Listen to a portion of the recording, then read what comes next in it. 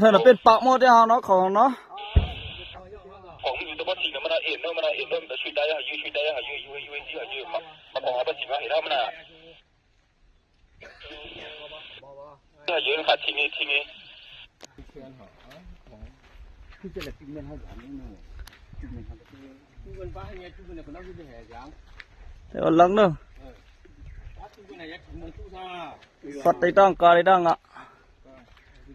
สดแหล่งสดเหล้าอ่ะเนี่ยจะบ่อนเนาะยังให้2เพิ่นใหม่น่ะบ่ค่อยแยก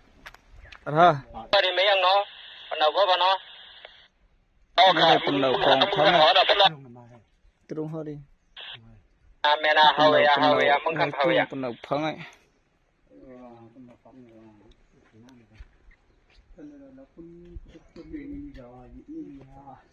มินดาว่าฉันจะนักเด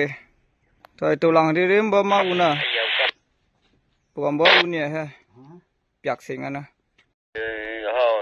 填快木树洞来填快木树แม่เฮิ่นพอเจ้าอ่ะลุงขาวขาแม่ๆเทียนบ่เอาเนาะอยากถึงวันก็เพิ่นอยากแข่งวันเนาะอ๋อบ่หมู่เพิ่นมาปาตมาเนาะอ๋อมันเอาหมูนั่นน่ะก็มันเอาก็ปากกัน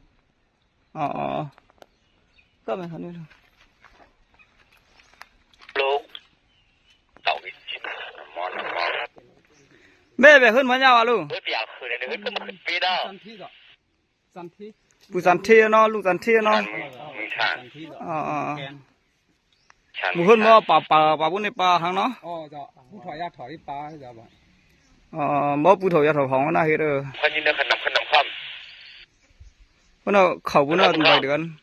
อ๋อผมน้ำเนาะเว้ยหน่อยเซ็งเกเนี่ยซึ่งหน่อยใจก็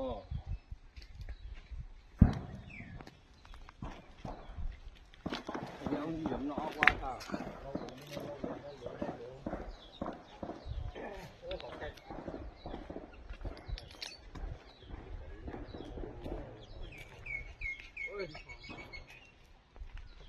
ผมยินได้หมาย6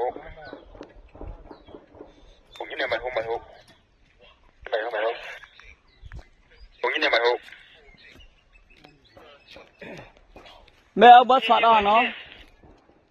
เอาบัสฟาดนี่ดิย่าๆมันช่างเฮาตะละหมามันลุกเฮาอ่ะ